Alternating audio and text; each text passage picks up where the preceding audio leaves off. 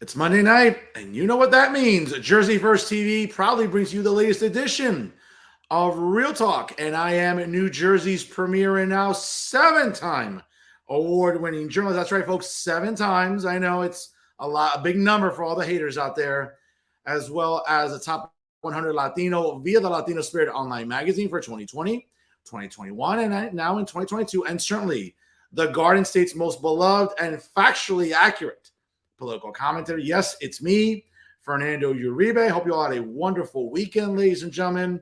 As you can see, I'm still rocking pink, not just with the logo for this month, but also here on in the studio as Jersey First TV and Real Talk continues to be proudly partnering with the American Cancer Society during Breast Cancer Awareness Month, and most importantly, during the Making Strides Against Breast Cancer Awareness.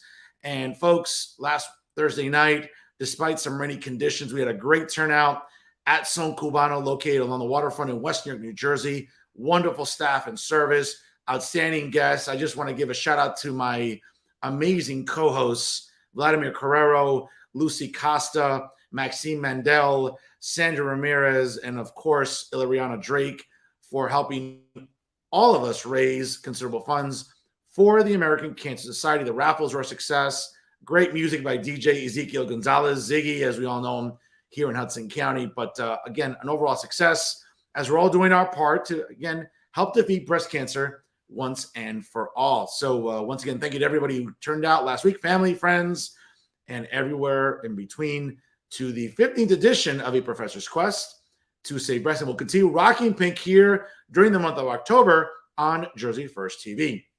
Shout out to my New York Yankees. Yes, evening the American League Division Series, a little victory tea here as they force a pivotal Game 5 later on tonight up in the Bronx at Yankee Stadium. So let's go Yankees. And yeah, for everybody who enjoyed the good NFL Sunday, not a good Sunday for me, obviously going to Philadelphia, seeing my Dallas Cowboys come up a little bit short. And I know Eagle fans are all giddy right now because they beat a backup quarterback. That's right, folks. They beat up a backup quarterback. We'll see in December when we have our starting quarterback under center, because we know lately it hasn't gone very well for the Eagles. But again, you know, all the Eagle fans, enjoy your little victory, and that's fine. We'll talk again in December. We'll see where the Eagles are at. We'll see where the Cowboys are at. But if you told me we'd be 4-2 after losing our starting quarterback in week 1, and now we're 4-2 with 2 winnable games coming up now in October, I would have signed up for that in a second. So plenty of NFL still to remains, folks. So Cowboy Nation, don't despair. Don't panic. I'm not panicking. Okay. And we'll see what the rest of the season does entail. Folks, always remember sharing is caring. Go on your social media, whether it's on your Facebook, via StreamYard, also on Twitter, LinkedIn, in addition to the Jersey First YouTube page. Sharing is caring, folks. All it takes is 2 seconds. Click the share button, and you're doing your part to help out with the wonderful traffic that we continue to get organically here on this program every single week. And of course, it's due to all of you watching at home. And that's why this show continues to be an overwhelming success. Not getting a couple hundred views, right? Because we know some propagandists who pretend to be journalists who do little interviews, and they may get, they might get 100, 200. Folks, when you're getting 2,000, 3,000, 4,000 views for episodes like I do, then come talk to me, because we're not the same. You're out there being propagandists with garbage traffic. I'm over here being an exceptional journalist with super traffic. We're not the same. I think a lot of you out there need to get that through your thick skulls, because apparently it's not registering. But the other reason why this show continues to do very well, ladies and gentlemen, is because of my outstanding guests. And I bring exclusives that nobody else brings you in Garden State Media, and this week is no exception. He is a candidate running as a Libertarian in CD4 coming up on November the 8th. He is a big fan of the show and certainly a big pro wrestling fan as well. The great Jason Cullen joins us here tonight on Real Talk. Jason, what's up? How are you? Hey, Fernando. I'm at a new level of exhaustion doing this, but it's worth it, man. I'm pumped. I'm excited, ready to make some changes. Well, listen, you can sleep when you win, all right? So you got to get out there and keep going. So, ladies and gentlemen, for everyone at home, and maybe you're not familiar with CD4, I know that right now in the news cycle, it's really been talking about CD11, CD7, CD3, right? I mean, those are the races, ladies and gentlemen, that seem to be getting all of the press attention. But again, there are other congressional districts, and CD4 happens to be one of them. So for everyone at home that's not familiar with CD4, it stretches really along the Jersey shoreline, currently to almost the central part of the state, near Trenton, near that bliss of paradise there in that dump of Trenton, New Jersey. Now, it's been represented by Republican Chris Smith since 1981. Think about that, folks. Empire Strikes Back in the Star Wars series had just come out. That's how far back Chris Smith has been in Washington representing the 4th Congressional District. Now, it does encompass multiple municipalities in Mercer County, in Ocean County, but the biggest concentration is in Monmouth County. So again, if you have had a chance, look at it. It's a big, big strip of land there along the Jersey shoreline, kind of stretching a little bit west, as I said, into the state capital of Trenton. Jason, looking at and folks, again, if you haven't had a chance, check out his website. It's www.cullenforcongress.com. That's Cullen, Cullen, as you can see spelled there on the show banner. The number 4, Congress.com. And, Jason, again, being the academic and the policy nerd that I am, I'm going to always do my research on my guests. So the professor likes to come prepared to class. And I'm looking at your platform here. And again, you're running as a libertarian. So also for our audience, that word gets thrown around a lot. Oh, I'm a libertarian. But most people probably don't know what that means. I mean, obviously, you can look at the wording and kind of deduce what it means. But for our audience, essentially, what does the Libertarian Party stand for, and what drew you to the Libertarian Party? Well, I'm glad you asked that. That's a question I do get a lot as I'm going around. I'm talking to people. They're not familiar with what the Libertarian Party is. Some people have heard about it, but the majority haven't. And some people mistakenly hear the word libertarian and think liberal. So they immediately think, oh, this must be a far left Democrat guy. But for a libertarian, we're a little bit different. Everybody wants freedom for themselves, right? But a libertarian seeks to expand and protect freedom for others. We believe that no one can run your life better than you. We're very strict with the Constitution, and individual liberty is the most important thing for us. Okay. I mean, I know that at the federal level as well, in the United States Senate, for example, the junior senator out of, I believe, Kentucky, Rand Paul identifies as a libertarian. I mean, he tends to vote Republican mostly when it comes to his voting record. But again, he does identify as a libertarian, very much like his father, former U.S. Representative Ron Paul, out of the great freedom-loving state of Texas. So let's get into your platform, Jason, because again, when we talk about your platform, I mean, very simply, your website is People, Not Politics. And that's a catchy phrase because it's a very tribal political climate that we're living in. And it has been for some time. And I know that many on the left, whether it's in journalism or in office, whether at the state, at the municipal, state, or federal level, want to say, well, Republicans or people on the right have been responsible for this tribalism. No, I think the left is just as guilty of that too. And we'll get more on that later. But when you talk about people, not politics, I mean, for example, just looking at your platform, and once again, folks, cullenforcongress.com, Cullen, the number 4, Congress.com. You're looking at spending here, for example. So really, really interesting sentence here. So you start out by saying the national debt is one of the largest threats to our republic. Rising interest rates on $30 trillion of debt. That's I can't even imagine what $30 trillion looks like. You'd have to fill up hundreds of homes probably just to see what $30 trillion looks like. Reckless endless printing of money and obscene spending will cripple our country. Every dollar printed out of thin air or borrowed is just future taxes on our children that they're not going to be able to pay. You also go on to say we need to immediately cut, quote, real spending, not proposed spending, and call it a cut while they're actually increasing spending. Manipulative Washington math needs to end, and deep real cuts needs to happen across every function of government. Fraud, waste, and redundancy must be eliminated from every government agency. Jason, I'm as staunch a fiscal conservative as there is. I'm probably the only fiscal conservative that's a journalist talking about this every week in New Jersey media. It's a catchy phrase. Again, I'm a policy nerd, but at the end of the day, when we're talking about cutting spending, what comes to mind for you? The creative Washington math. So what these guys will do, they'll propose $100 billion in spending. They walk away only spending $80 billion, and they call it a $20 billion cut, when in reality, it's an increase in $80 billion worth of spending. So when we talk about your platform, should you win on November the 8th and take office coming up in January, again, ultimately pull up what I would argue would be one of the biggest upsets in New Jersey political history. Again, we're talking about an incumbent Republican that's been there for 40 years. It's a long time in politics. But we look at the Jersey Shore, though, Jason, and, you know, up here where I live in CD8, it's as blue as Windex. You know, right next door, I believe CD5, you know, both Democrats are sure wins to get a term. Okay. Here in CD8, Rob Menendez Jr. is succeeding, retiring Representative Albio Ceres. He's a sure win because, again, Hudson County is just so predominantly very blue. Next door in CD5, Josh Gottheimer, even though Frank Pallotta gave him a real good fight 2 years ago, and Pallotta might give him another fight again. I see Josh Gottheimer kind of cruising along too. Not because I'm hating, I'm just being realistic. Right. Okay. But those are very blue areas up here. Down the shore, and again, moving westward towards Trenton, it is probably the only remaining conservative area of the state. You know, for decades, we looked at, for example, Morris County as this super red area, but we know what Democrats have done. They've been moving into multiple municipalities in Morris County, have turned some blue. It's kind of purplish, somewhat leaning red, but the only real conservative area of New Jersey remains the Jersey Shore.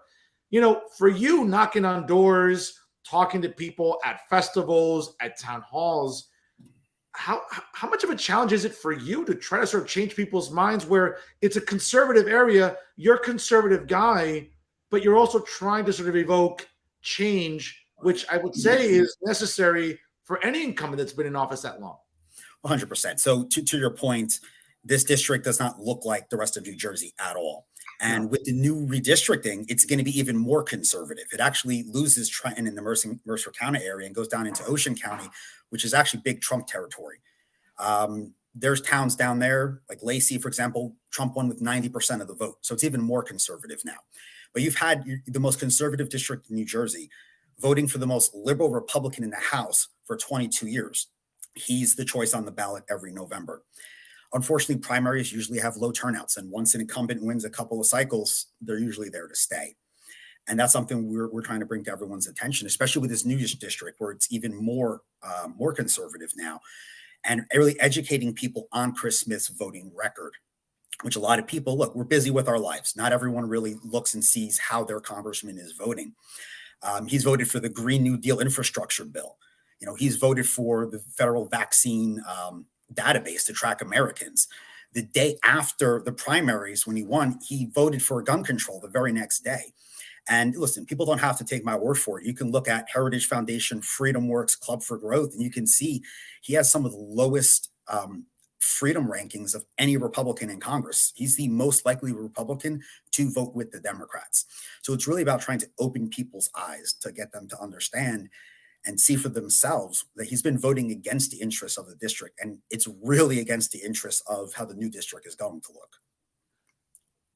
It makes it seem, though, and folks, if you're just joining us right now, it's 6:12 here on the East Coast on Jersey First TV. My guest this week is Libertarian candidate in CD4, Jason Cullen, joining us here tonight on Real Talk via Jersey First. Folks, sharing is caring. Click the share button real quick. It won't kill you.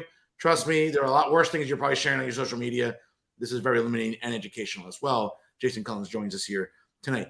Jason, it makes it seem, based on your description, and I'm not a dumb guy, but I can kind of read through the lines a little bit. Is Chris Smith a rhino per se, or is he still retain some conservative policies when he's voting in the House? I believe he's the Republican that they developed the word rhino for, if you really look at his voting record. Outside of being pro-life, he rarely votes very conservative at all. Like I said, people can go look at Heritage Foundation, Club for Growth. You can see how he votes. He votes against the Constitution 64% of the time. And as people start to hear that, they're blown away and wondering how they're still stuck with this guy. What's unique about this district also, since it's a plus 23 Republican district, usually people they're concerned with voting third party because they may cost the Republican the seat to the Democrat. Having such a big gap between the two parties, it gives a lot of people a comfortable feeling that they can vote on their principles and they can send a message to the New Jersey GOP. I mean, if we just overperformed, forget about winning. If we overperform, the two-party system can't afford to have a winning message come from outside of the two-party system. In close races, it's going to cost elections. So at minimum, if we overperform, we start to change the culture.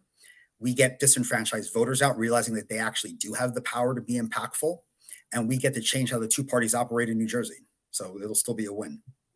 So that's interesting. Again, you mentioned, your opponent's voting record. Again, on reproductive issues, he tends to be very conservative. But when it comes to issues that normally conservatives, I think, are very, very up in the arms about.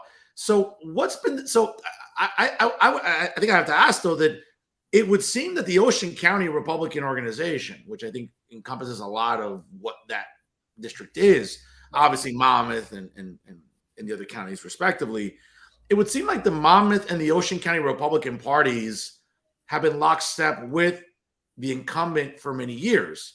But then it sort of begs the bigger question: if he's not really that conservative or that much or that real Republican that they're used to, is it just sort of a de facto endorsement, or is it just because, well, we're not developing Republicans at the ground level, so we have to stick with this guy? Is that the perception out there? It's a little bit of both. Now, the old district doesn't go quite that far down south. He's actually going to have more trouble now with the district being so much more conservative than the old District 4. So there are people, as I'm walking around talking to people, thank God someone else is running and I actually have an option now, because people feel stuck with him. And unfortunately, people don't really come out in the primary. It's usually a low turnout. This past primary season, what was it, 80,000 people came out to vote, and there's over 700,000 voters. Wow.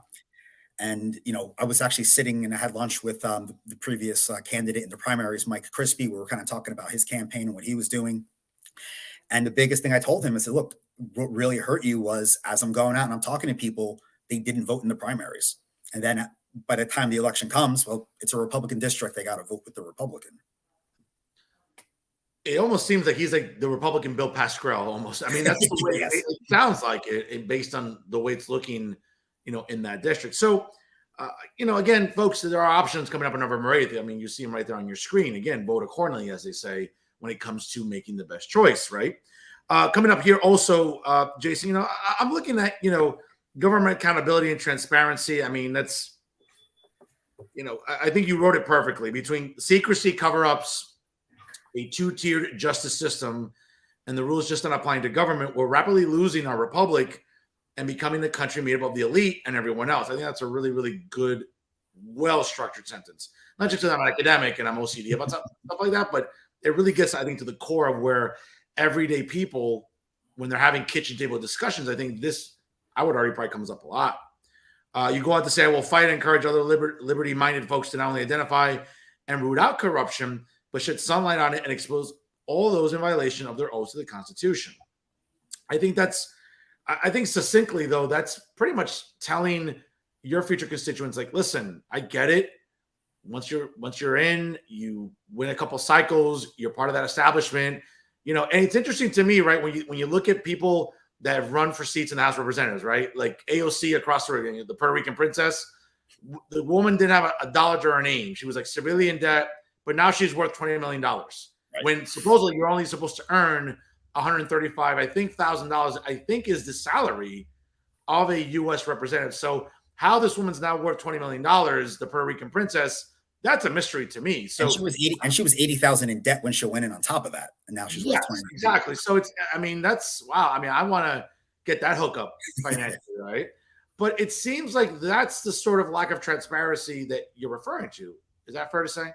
No, absolutely. And that was actually one of my motivating reasons for actually wanting to get involved. I don't like that the rules don't apply to them. Okay. There's nothing special about somebody because they were elected to an office. There's nothing special about people that are running for office, and they shouldn't be treated in a special way. If they're breaking the trust of the people, if they're breaking the law, it needs to be made. They need to be held accountable for those actions. I mean, I would like to see something where if a member of Congress breaks the public trust, they lose their pension, they lose their lifelong health care. There needs to be consequences for what they're doing. Otherwise, it's never going to stop. I'm with you. Another topic here also on your website, and your campaign website. Folks, again, check it out, cullenforcongress.com. That's Cullen with the number 4, congress.com. China. I mean, I don't think anyone hates the Chinese government worse than I did. I mean, China essentially for 2.5 years destroyed our economy, destroyed our way of life, just, literally separated Americans against each other. okay, whether it was mask mandates, vaccine mandates, and the government was complicit as well. You know, having people lose their jobs, having people get ostracized. I am unvaccinated. I am proudly unvaccinated. You're going to have to drag me out of here in handcuffs to get me vaccinated. That's the level of complicity you need by somebody to get me out of my house to get me vaccinated. Like, that's how resistant I am to this. But again, it also sheds light to the fact that this divided Americans grotesquely to the point of, you know, the Chinese government has never been held accountable. It's not going to be held accountable with this clown that we have in the White House right now. And again, we're hoping that with the House turning red, again, along with yourself being, you know, someone that leans conservative, I think it's fair to say you're not going to vote with the Democrats when it comes to spending and it comes to bills, but accountability, I'm assuming you'll probably vote more with the Republican majority, which I hope takes place on November the 8th. Since historically, and again, folks, this is the history professor in me, the opposing party tends to win the House during the first midterm cycle. It's happened for the most part predominantly. Not in 2002 under George W. Bush. Republicans actually held the House and added seats. In 1934, under President FDR, Democrats held the House and added seats. So again, Professor Uribe likes to, you know, kind of hold class sometimes here and kind of give a history lesson. But Jason, it seems like, you know, I'm hoping that with a red House, and again, with you, you know, should you win on November the 8th, obviously that you'll be part of sort of that, I guess, investigative force that will want to hold China, the Chinese government accountable, Anthony Fauci accountable, the CDC accountable, all these clowns that were complicit in destroying our kids' learning development in schools, forcing vaccine mandates for employment, unnecessary testing, things of that nature. I'm assuming that that's the sort of accountability you want against China. Is that fair? 100%. And to your point about with Anthony Fauci and looking into the stuff with the vaccine, again, Chris Smith voted for funding the vaccine database to track Americans. And that's the federal government should not ever have a database on any Americans for any reason. And when it comes to China, we're so reliant on them. Any sort of hiccup in the supply chain causes mass disruptions. And to your point, we saw that during the pandemic. And what we really need to do is decouple our strategic industries from China immediately. Okay, whether it's pharmaceuticals, whether it's semiconductors, artificial intelligence. I never understood why we're getting artificial intelligence for our military from China. That's a security risk. It's mind-boggling to me. The Chinese are buying land here on this country. They've been buying property. It seems like we're just letting China do whatever it wants on the global stage. And it's pretty disgraceful. And I would argue that both parties have been guilty of it for some time. You know, you need to kind of put your foot on their throat and stop them from what they're doing economically, militarily. And it just seems like nobody in Washington's willing to speak up about that. Again, it sort of goes back to the point about how embedded the establishment is and maybe not rocking the boat. Is that, would you say that? Yes, 100%. Now, for me to go to Congress, I don't care about getting on the best committees. I don't care about getting invited to cocktail parties. Working in Congress was never a lifelong ambition for me. I want to go in there. I want to make some real changes, and I want to inspire and motivate other people to get involved and go run as well. And then I want to be back home with my family. I don't want to stay in that corrupt, rotting cesspool of a city. I don't blame you. I've been to DC, and other than like going sightseeing by the Capitol area, I mean, Washington's a dump. I'm sorry. You know, there's a reason why the Redskins moved out of there to their other dump in Maryland, right, where that stadium's falling apart. But yeah, there's a reason I think a lot of people don't want to stay in downtown DC. Maybe in Georgetown. That's a nice area. That's some really good restaurants there, speaking from experience. But I get you, Jason. And I understand that, you know, running for you as a libertarian, and I know this firsthand, having run a campaign that was pretty grassroots. You know, I ran as a Republican when I ran for state assembly, but I knew that the NJGOP was not going to do, and I have to be PC here, not PC, I have to be PG here because they didn't do squat to really help Republicans that were running for assembly seats in the northern part of the state. So I'm assuming that, again, I don't want to speak for you, but I would deduce that part of the reason you're running as a libertarian is you just don't feel that the NJGOP was really helping people that want to run as Republicans, even during the primary, to challenge the incumbent. That's part of the reason. And the other part is, like, I would want to be myself. Okay. I'm not going to be beholden to a party. Even if the Libertarian Party was telling me, hey, Jason, kind of pull back on this issue, that's not where we are. No, I'm going to go with what my principles are, and I wouldn't be muzzled by the Republican Party. The New Jersey GOP wouldn't like me as a candidate because I'm not going to toe the party line. I'm going to do what's right for the people that elect me. Now, when we talk about the NJGOP, again, I mean, you're running as a Libertarian, but from your experience in talking to people within the rank and file, I can just say this again. I'm not auditioning for a job. I don't really care if I piss off whoever people. Again, I'm a journalist. Okay, I'm independent. Okay, I'm nonpartisan. I'm unbiased, as I talk about on the show. I'm biased, unfiltered, and unafraid. I'm not here to audition for a job with the NJGOP, but I have to hold them accountable. They're not doing a good job, and really, I would argue, getting new blood, Jason. I think what the conclusion I would reach is that for Republicans, and I think, again, you're running as a Libertarian because you can't run as a Republican.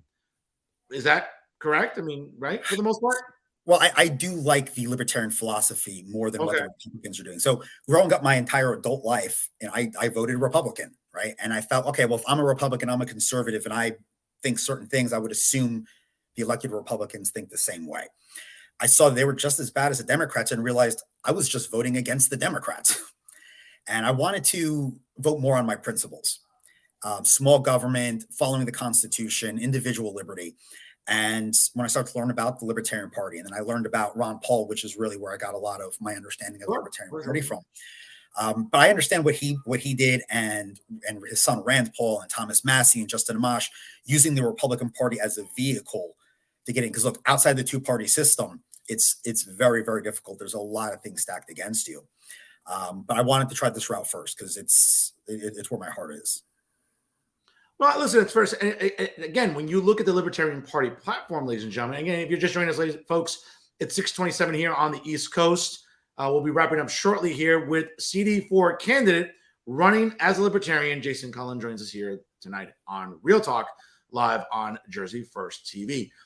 Jason, when we talk about election integrity, I know that's a big part of your platform. It seems like we've been arguing about election integrity for 2 years now, going back to 2020, going back to, and it's very interesting because, when it comes to either the national mainstream media, which always leans very left, or the statewide media here in New Jersey, which also leans, I mean, it leans left on steroids. Let's just talk real. That's what it is. Garbage journalism like the Star Ledger, Insider NJ, NorthJersey.com, NJ Spotlight News. I mean, they have been leaning left forever.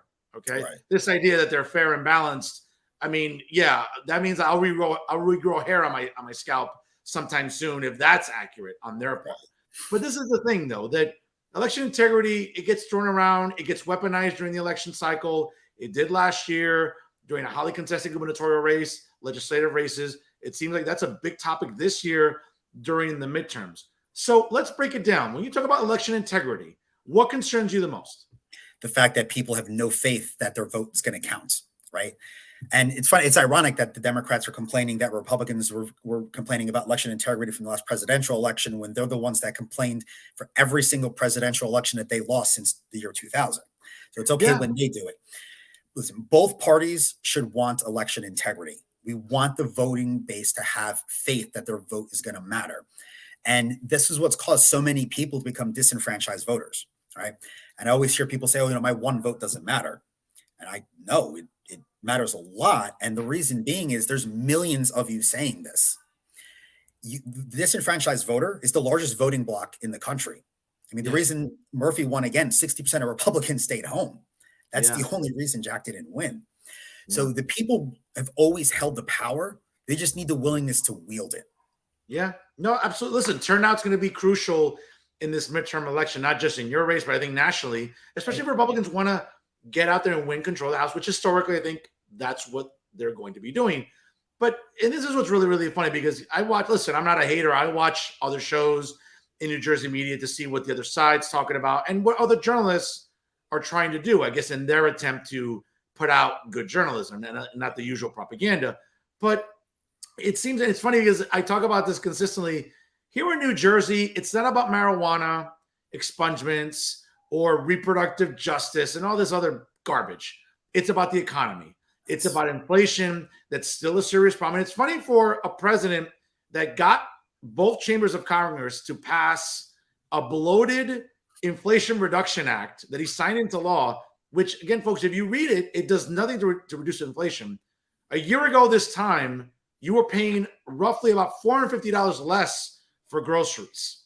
Okay. And it's funny because, we have tons of just garbage journalists, whether it's Max Pizarro, Alan Steinberg, Jay Lassiter, Bob Hennelly, Charles Style, that talk about, gas is going down. Gas is experiencing, a drop for the 5th, 6th, 7th. You idiots. It should have never been this high to begin with, which is what drives me crazy. So should you get elected on November the 8th, though, Jason, realistically, what do you want to be able to push when it comes to energy? Because at the end of the day, for me, I want to drill everywhere. I want to be less dependent on foreign entities when it comes to oil that's almost, holding us hostage. I want to drill here. Drill, baby, drill. I don't care about platypus. I don't care about koalas. I don't care about whatever's in Alaska. I want to drill here. I want to heat my home and fill up my car at a reasonable rate. When it comes to energy, though, Jason, I know you talk about the incumbent and some of his energy policies. What will you do differently? Well, first of all, take a realistic approach to it. One day we will have technology that can replace fossil fuels. The technology does not exist today, and the left wants to just turn it off like a light switch. Yep. We have nothing to replace it with. When they talk about wind and solar, that's already at 96, 97% efficiency, which means that's all you're going to get out of it. They want to have the entire country drive in electric cars. Well, we don't have the power grid to be able to support that, nor do we have the money to actually change over the entire power grid. Right. We need an all of the above approach while we're developing whatever the new technology is going to be. It's not today, it's not tomorrow. We might be waiting 30 years for that next technology, but the left wants to kill off the entire economy and all of our domestic energy to do that. And that's crucial to not do that. To your point with, if we're drilling oil here, they're having a heart attack about the planet, but we're just drilling it on the other side of the planet and then having to ship it here. Yeah. That's more carbon in the other thing they should be complaining about. No, I'm with, and getting back to green energy. I mean, listen, I understand about the importance of fossil fuel alternatives, but this is where the left and journalists and people in Congress are myopic. Okay. Right. Lithium batteries require oil to create. Okay. And folks, again, when you go flying, wherever you're flying, what are you doing at TSA? You're taking out your laptops, your Macs. Why? Oh, they're made with lithium batteries, right? Because there's a propensity maybe that they could be explosives. And now you want to create, planes made out of lithium batteries. Good luck with that. I won't be flying anytime soon if that's the case. But again, and I'm not trying to be too funny here, but Jason, again, electric cars, okay, are still very unaffordable for right. Working class white people, black people, and brown people. Okay. I'm not trying to paint with a broad brush, but electric cars, for the most part, need to be financed. Okay. You normally don't get to lease them. And for a lot of working class black and brown people, again, this is not me smearing anybody. These are the facts. Right. Your credit rating might not be up to what is necessary to finance a vehicle. So, of course, you have idiots like Pete Buttigieg, the Secretary of Transportation, saying, well, don't worry about gas prices. Just buy an electric car. Sure. This fool thinks that people have $50,000 laying around when they can't even afford to buy groceries because his party is myopic about inflation and spending. This is what drives me crazy, Jason, about the left when it comes to energy. Yeah, and everything is connected. So look, nobody's this stupid. It has to be. No, they are. No, they are. Oh, there's a lot of them that are stupid. A lot of them are stupid. Right, but a lot of this is by design for their green agendas. And they ignore actual science with climate change as well. The Earth goes through natural cooling and warming periods. We're actually coming out of a warming period by 2025. So what are they going to talk about then? They don't understand what carbon in the atmosphere actually does.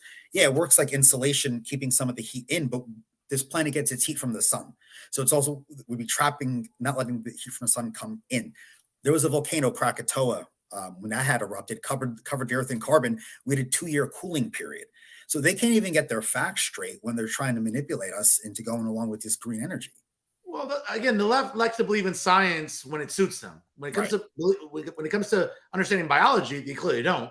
When they think there's 27 genders, when they think that we're going to be underwater tomorrow and Aquaman's going to be delivering the mail for the Postal Service. Right. I mean, it's madness to me.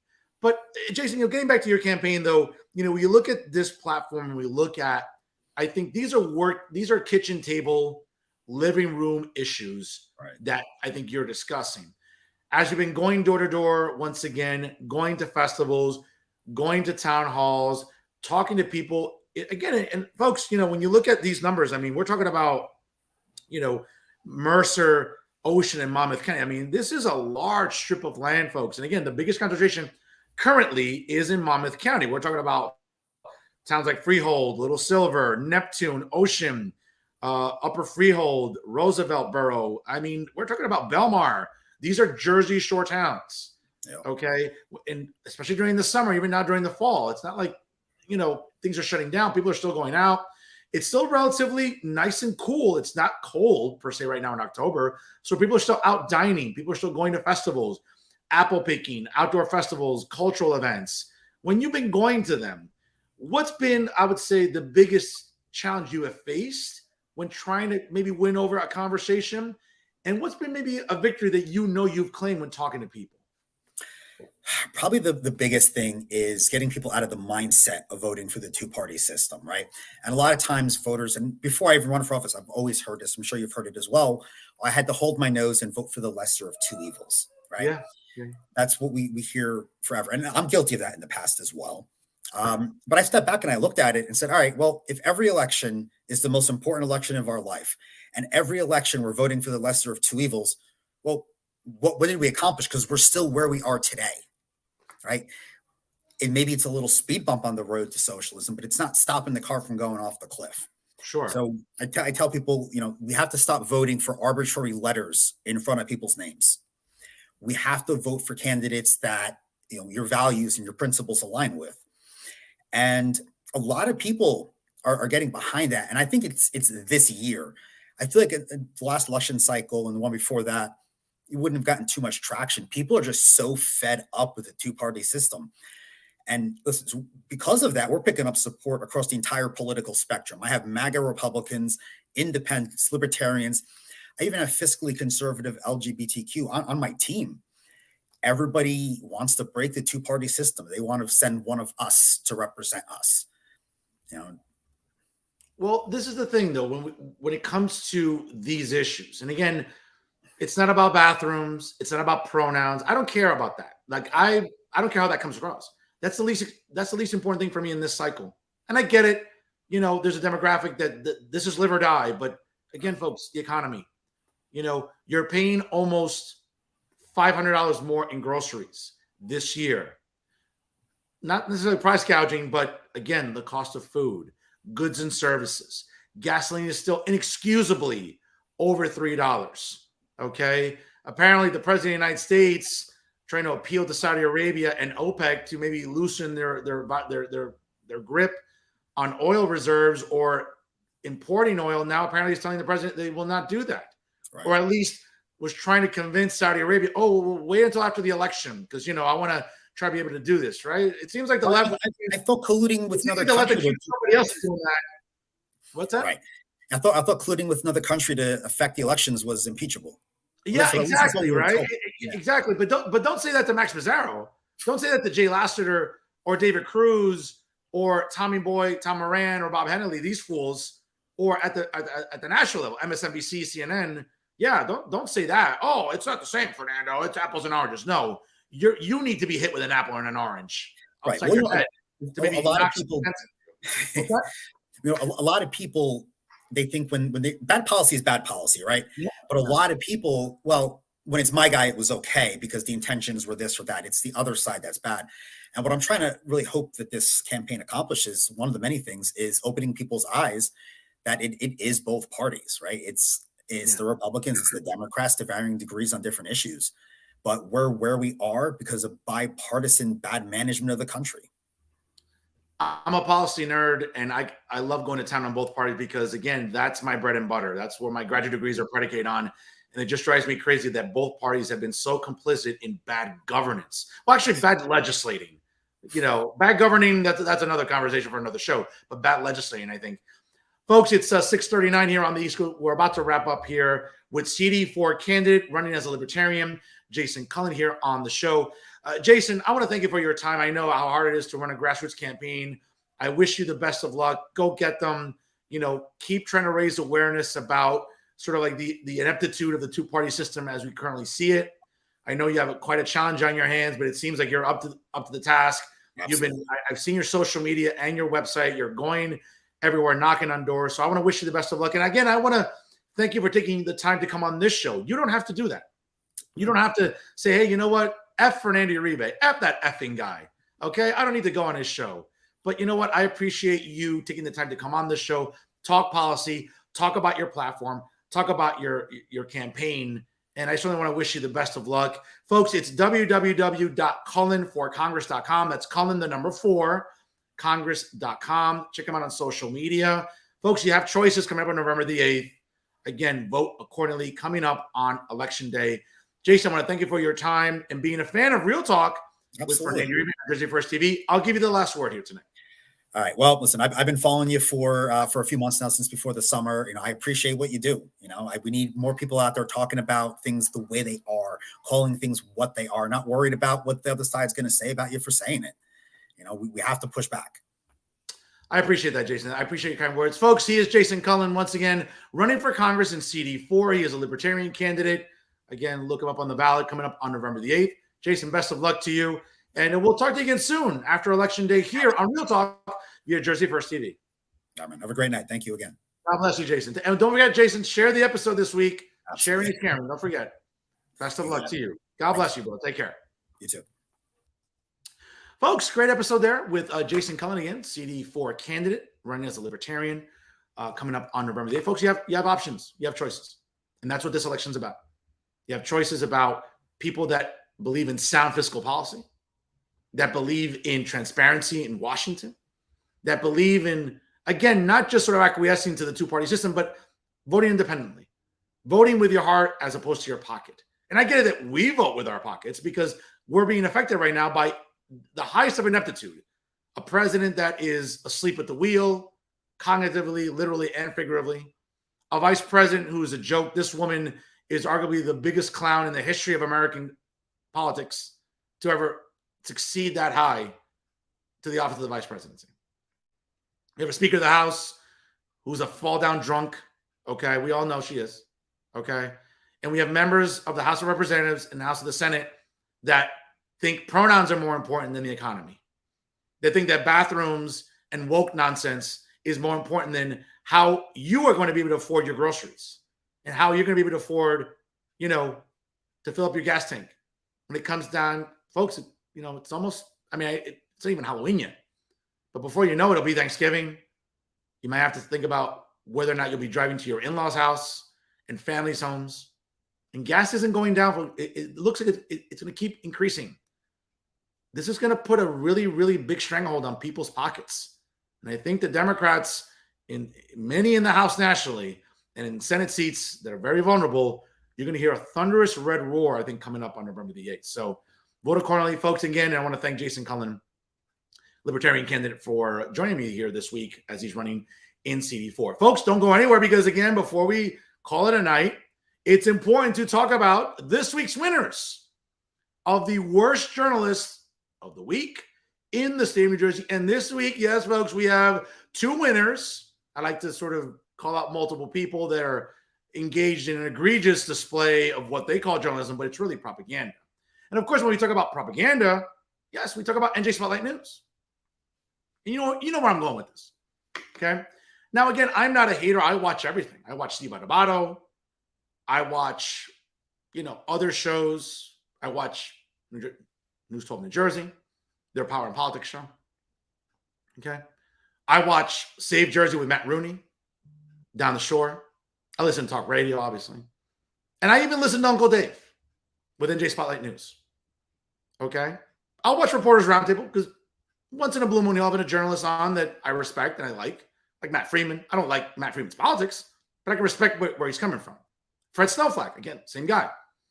Don't like his politics, don't like anything he stands for ideologically, but he's a good reporter, he's a good journalist, he's a good writer. So I can stomach that. Okay? But Uncle Dave last week had the audacity, okay, to have a chat box episode, okay, talking about the state of Latinos in New Jersey. Okay. And when I saw the notification on social media, right, from NJ Spotlight News that he was going to have the state Republican chair of chairs, Jose Arango, a good friend of mine, friend of the show, okay, that he was going to have also insufferable feminist and socialist Patty Cash, you know who she is, right? Patricia Campos Medina with that god-awful show, Activista Put You to Sleep. That's what I call it, with her 20 views that she gets on that god-awful show. Folks, if you need a cure to insomnia, put on Patricia Campos Medina, because tú te vas a dormir. You're going to be like watching Patty. Patty Cash will put you to sleep quicker than taking an Ambien, okay, or a Valium, okay? Uncle Dave also had my former broadcast partner, former Assemblywoman Maria Rodriguez-Gregg. And it was funny to me, though, because Dave, where you lose people is, again, getting a panel that at least is reflective of people who know what they're talking about, or at least presently should be talking about politics or should not be talking about politics. Okay? Case in point, let me start off with my former broadcast partner. And let me be very clear, because I don't want anyone thinking I'm throwing shade. Okay? When my former broadcast partner and I did our great show, Talking Jersey, all throughout 2021, I know Dave watched it. Okay? He might deny it, he'll never admit it, but of course he watched it. Okay? And B, it was a good show. Okay? It was a good back and forth between a former legislator and a broadcast journalist, an opinion journalist. Okay? Now, let me say this about my former broadcast partner. She's no longer in politics per se. Okay? As we all know, obviously, she is the head of government affairs at Woke State University in Montclair. Folks, that's not being slanderous or derogatory. I used to work in Montclair State. I used to teach there part-time. Walk through Dixon Hall. Look at the faculty office doors of some of the faculty there. It's a bunch of insufferable leftists, from Bridget Harrison to Grover Furr and others. I mean, folks, walk through Dixon Hall. I know what I'm talking about. I've seen it. When I'd go check my mailbox or go make copies, I would walk in the hallway and look at it.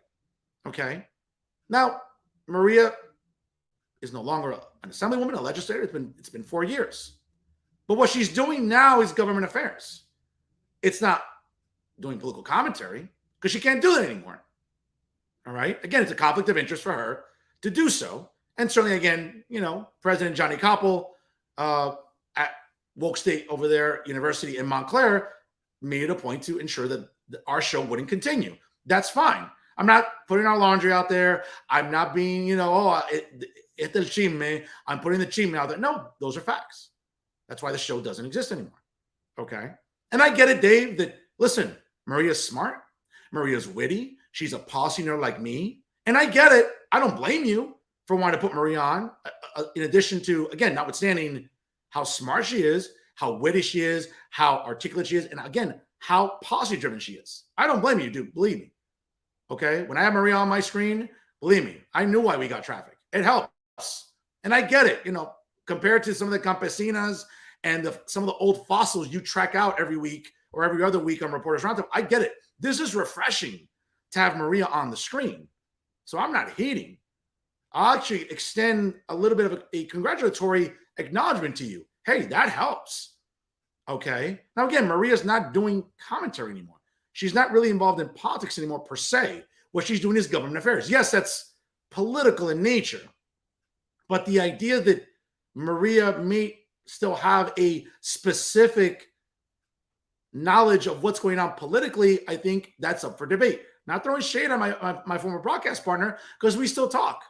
Okay. However, I think if you're going to have a panel of people and trying to dissect what's going on in politics and how it's affecting Latinos, you need to have people that are in the trenches, that are in there, that are knocking on doors, running campaigns. Again, I'll give you kudos. Having Jose Arango on the show makes sense.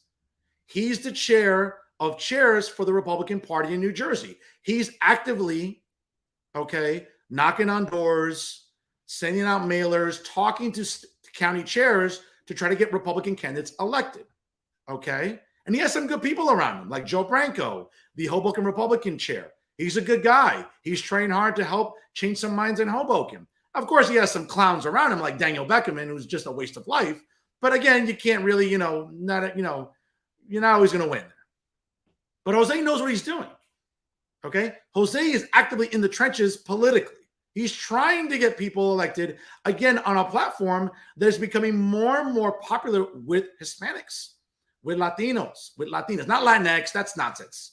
Deja de comer, tú sabes qué, por favor, bro. Like, there's no such thing as Latinx.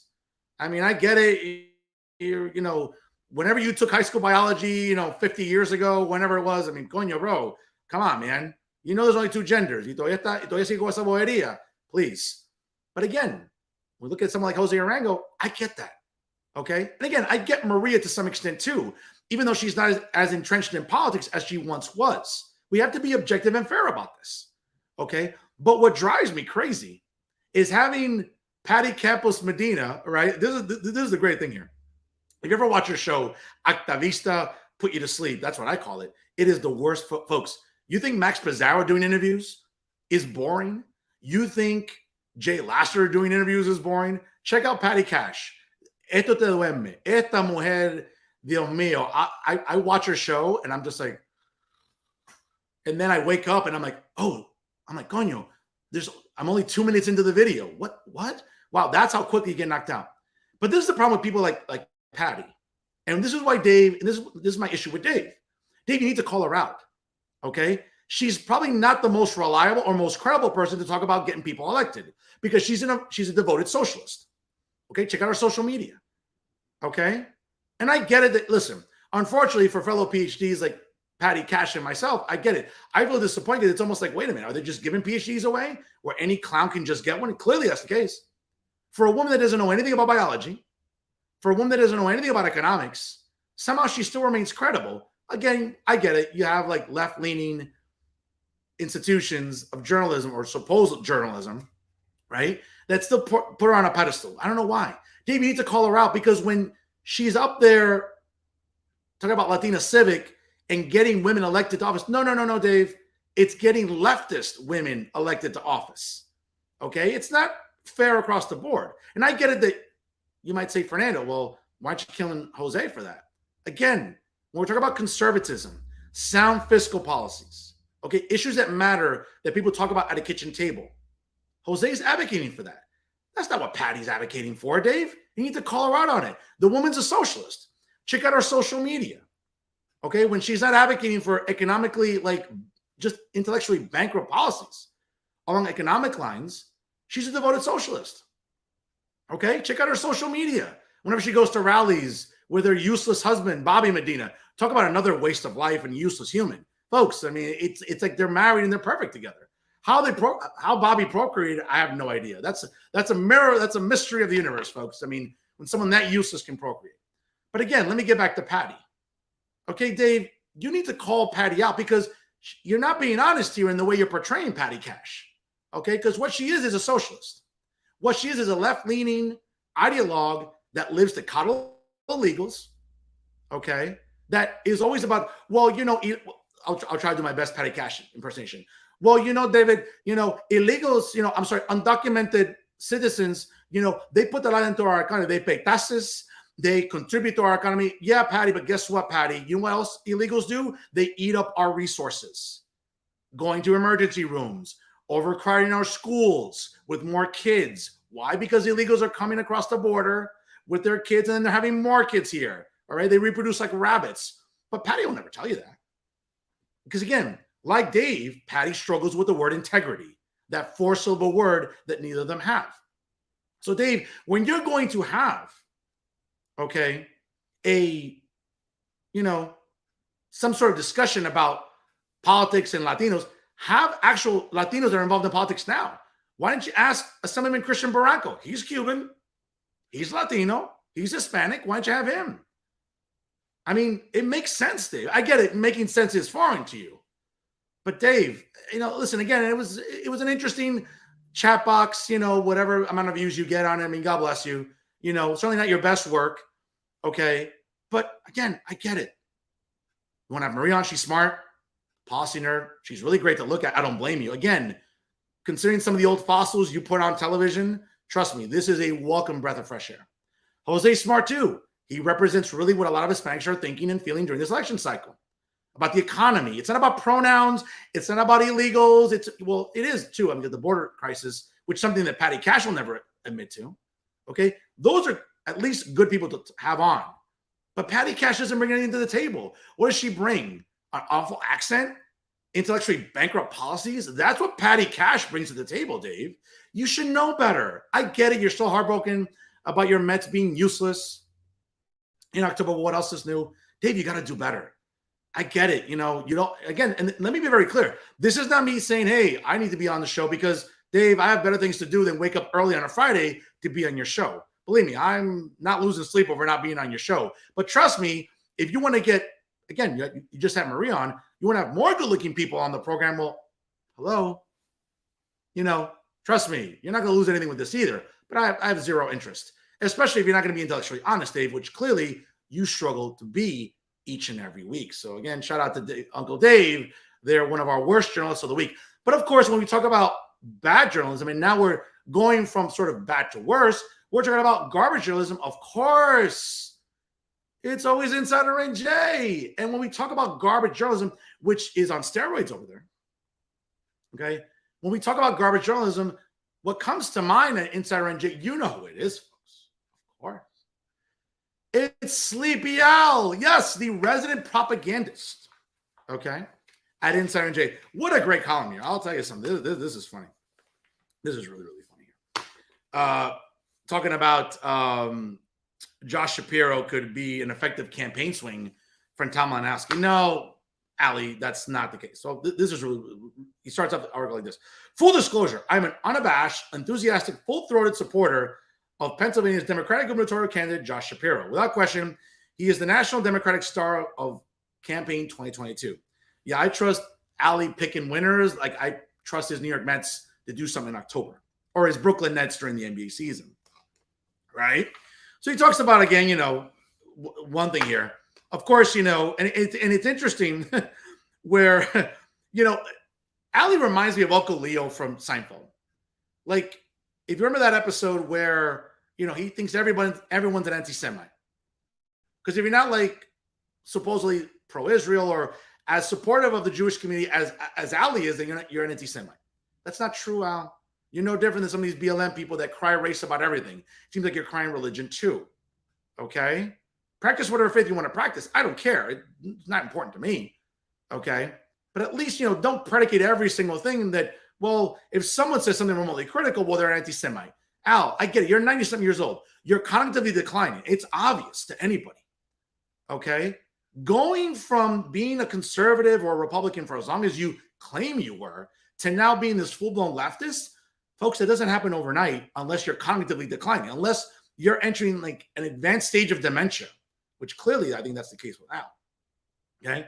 For example, so, he's having this perpetual hard-on about Josh. I'm not going to read you that part, but this is funny. Now, Josh's Republican opponent, Doug Mastriano, is a vile, repulsive, despicable anti-Semite and election denier.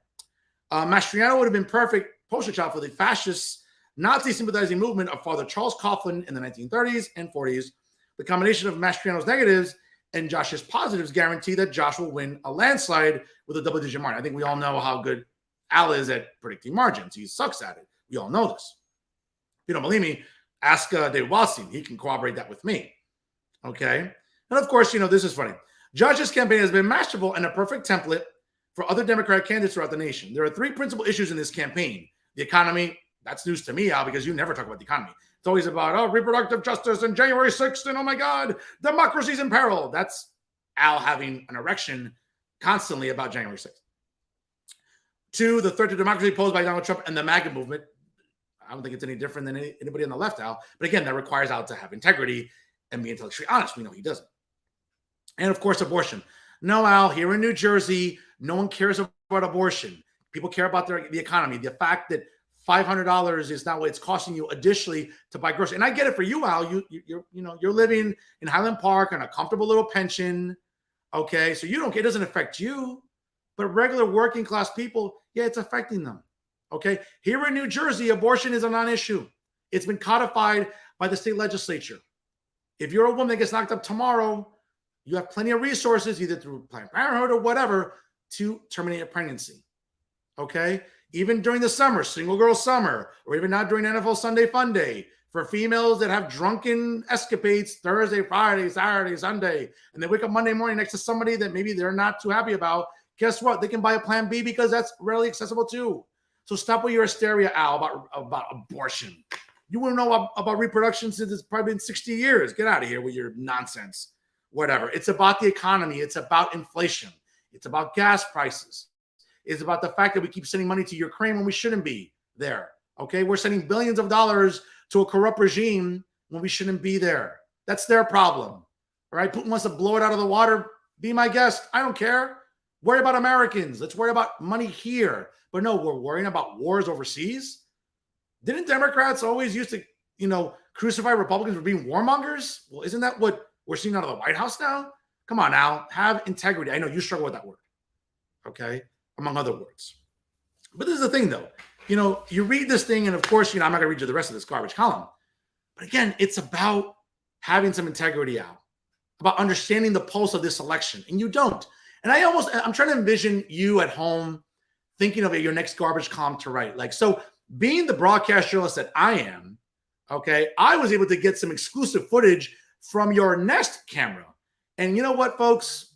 I'm not trying to be mean, but when Al's at home, watching, I don't know, highlights of the 86 World Series, or hoping that his Brooklyn Nets are somewhat competitive, I can almost imagine what Sleepy Al looks like at home, writing a column on his phone or checking social media on his phone.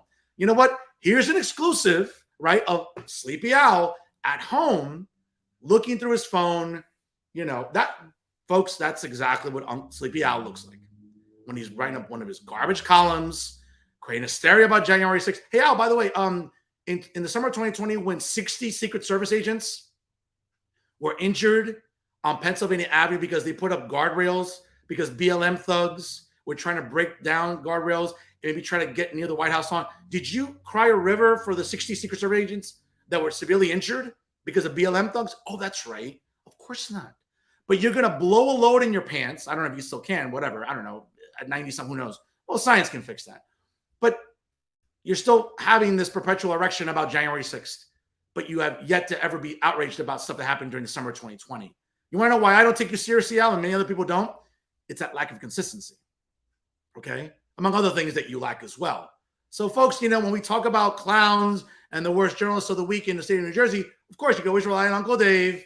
And, of course, you can always rely on my favorite clown, Sleepy Al, Alan Steinberg, this week's winners of the worst journalists in the state of New Jersey. And yes, folks, that's our show for this week. And once again, I want to thank Libertarian candidate in CD4, Jason Cullen, for joining us here on the program. Very insightful conversation about his campaign, certainly what he's looking to do in CD4 should he pull up the upset coming up on November the 8th. Folks, sharing is caring. Share the episode on all of your social media. It's available on Facebook via StreamYard, of course, on Twitter, on LinkedIn, on the Jersey First YouTube page. Folks, there's a plethora of different options there. Sharing is caring, once again, for your favorite journalists here in the state of New Jersey every week, bringing you real talk via Jersey First TV. Folks, always check out the website, www.jerseyfirst.org. And, of course, jerseyfirst.org/TV/Real Talk with Fernando Uribe for the latest episodes. Great traffic, folks. All organic, not one paid ad, nothing.